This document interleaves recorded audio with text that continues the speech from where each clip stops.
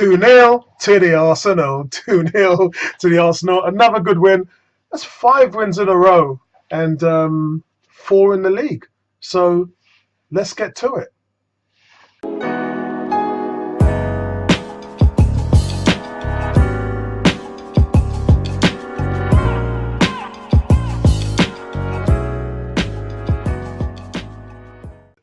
Coming off a fantastic result, and I won't say performance, because right now the result is more important than the performance. Anyone who's out there looking for this thing to click is really fooling themselves. We've known from day one that this was a work in progress. So the frustration for me sometimes is when I hear fans with high expectations and waiting for some rabbit to pop out of a hat. Guys, calm down. Let's butter down our expectations and let's give it time. Let's be a part of the process and not a part of the problem. Yeah.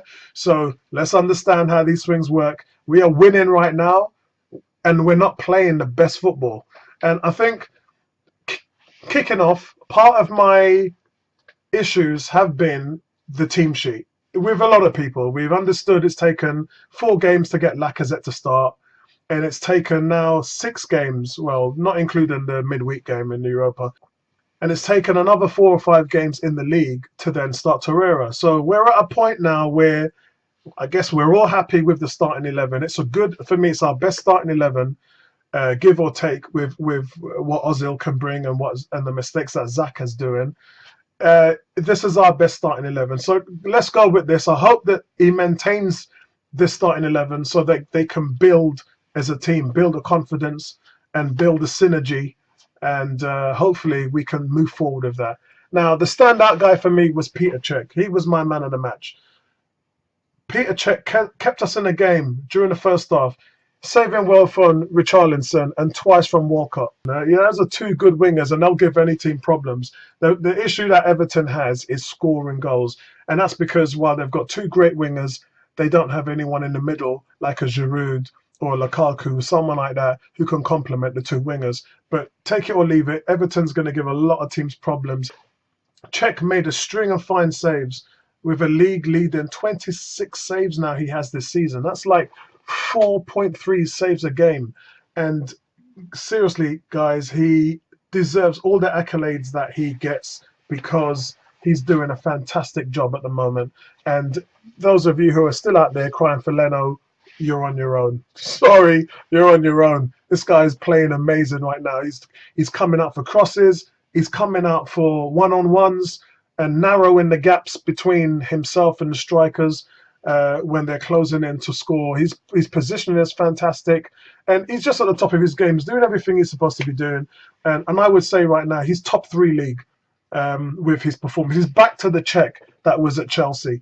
What Cech is good at doing, he's doing really well. And I'm glad to have him at the back there. But Everton were borderline dominant in the first half. They were the better team overall in the game for me. Arsenal was struggling and have been under this new system, this slow play from the back. But they were making interceptions, and the quick counter and attacking moves that they were hitting us with was really disrupting our play. The one thing I thought about was, what are Arsenal going to do in the second half? Because normally they bring Torreira on in the second half, and in the first 3 games we didn't have Lacazette, and we were bringing him on as well. So we always had that bump in quality in the second half. But in this game, having started our best 11, what are you going to do? It's not like you can bring anyone on that's going to make a major impact. So I think for us, the problem was the halftime adjustments from Emery. How was that going to play into the hands of winning the game? On the flip side of it, I also said while I was watching the game that Everton are really the key, because we were there for the taking. It was up to them to step it up or just kind of go with what was working and hope that they would get a goal. And in the mix of things, they were the ones that took the onuses on stepping up. They grabbed the ball by the horns and they started throwing players at our back 4 when we were playing the ball out of the back. And it was a big gamble for them, but it was one that I knew that if they took a gamble like that, it would play in our favor, because if we then broke quickly on the counter, we would seize the opportunity and start scoring goals and creating chances. And that's exactly what happened.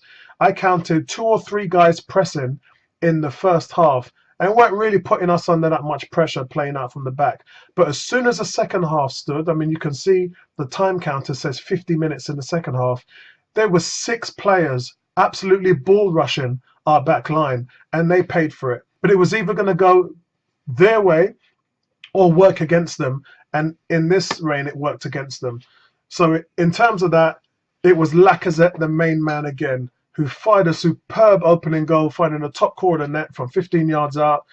And before Aubameyang made sure that we bagged the points in when Mesut Ozil's cross fell to him when Aaron Ramsey practically tripped over the ball and they gave it to him on an assist. But Lacazette showed exactly why Arsenal need him on the pitch and not on the bench. So well done to him. Another key man was Torreira. Started his first game in the Arsenal midfield, and we've been crying out for him to get on and give us 90 minutes. But he's got so much range, great vision. He just sees things before they develop. He's calm, he distributes the ball well, and he does everything in a smart way. There was times you could see in the second half that the fatigue was starting to hit him in certain ways. He went off the pace for about 20 minutes in the second half, but he doesn't drop his head, and he doesn't have any deer in the headlights, jittery moments like someone we know, Mr. Xhaka. When he's being rushed in terms of counterattacks, he just doesn't panic. And I see him being an integral part of the midfield, which would go on to bring us tons of success this season. It's great, isn't it? It's funny. We start him for the first time, and we have a clean sheet. All works out in the end if you do what you know you're supposed to be doing. It's funny. We've been told Emery's watched all these films of game footage for the last 7 years. Surely he would have been able to figure out what the best formula was moving forward. But in defense of the manager, he's given guys enough time to succeed, and he's given them enough time to fail. So if anyone gets dropped, it's not like they can say they didn't have their chance. He's been fair in that respect. Next person I want to talk about is Rob Holden. We know he's talked to Emery about lack of playing time. They all do. That's what players just do. But for him, it's important because I've always been a big fan of Rob Holden. But last season, his confidence and his form took a knock. It took a massive blow under Wenger. But as we know now, the games are coming thick and fast. And Socrates, with that knock with the tackle on Walcott, he's currently being evaluated at the moment. So it's important that Holden builds the team chemistry at the back. When you're playing defense, it's not about really. It's not all about how good you are. It's also about how your chemistry is and your teamwork with your partner. That's why they always say young players should play with veteran players, because it's that type of synergy and leadership that could make a young player develop in a big team in the Premiership. And I think that's what this guy needs. He just needs an arm around him, someone who's going to help him reach that level that we all know that he can reach, because he's a really good player. So moving on, guys. Aaron Ramsey. Well, Aaron Ramsey is another disappointing game for him against Everton.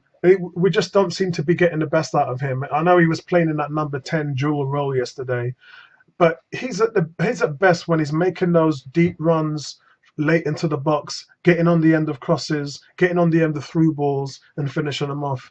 We've gone 6 games so far this season, and he's looked nowhere near scoring. But with guys like Guendouzi and Smith Rowe coming through, it's easier for young players to adapt to these new systems. But we're still waiting for Aaron Ramsey to hit his form. He's been really underwhelming this season. And I don't know whether a part of that is how he's playing in this new system, whether a part of it is his contract. I think we can all say that that's definitely bugging him. But it just isn't the Aaron Ramsey that we're accustomed to seeing. And this was a guy who was voted by the team and the fans player of the season last year. So for me, I'm not confident that this thing is going to work out the way we want it to. If we think about, we're in September now, so in the next 3 months in the new year, he'll then be allowed to sign a contract with another team in January. So I don't know how this is going to go. I hope he stays. I hope his form comes back, because he's a tremendous player. And with the amount of games that we have, people like Iwobi, Mkhitaryan, and Ramsey and Xhaka and Torreira. Everyone is going to be role players in this team, and we need a squad. That's how you win things. You don't win things with a starting 11. You compete on all levels by having a strong squad. So we need them in there. Emery's side are now 6th in the table off the back of 4 successive wins, and it's our 4th home game in the space of 10 days on Wednesday night when we host Brentford in the 3rd round of the Carabao Cup. We haven't faced these guys in since 1947 or something like that. And then 3 days again, we're back at the Emirates to face Watford in the Premier League on Sunday. So, guys, we're on a good run. Congratulations. Well done. 2-0. Massive, massive respect to the fan base, all those people that are getting behind the team. Let's try and fill up the stadium in midweek against Brentford. I know they'll be carrying a lot of fans. I know a lot of guys, Webby, who's going to be turning up there and supporting Brentford. Real honour to be doing this again, as I always say. And, click that like button. Use the bell if you want to see when the videos are dropping. Some of you know, I haven't been 100% over the last few weeks, but I'll try to keep up with the demand of the videos. Let's ride this winning streak as long as we can and get behind the team. Thanks a lot. Take care. Peace out.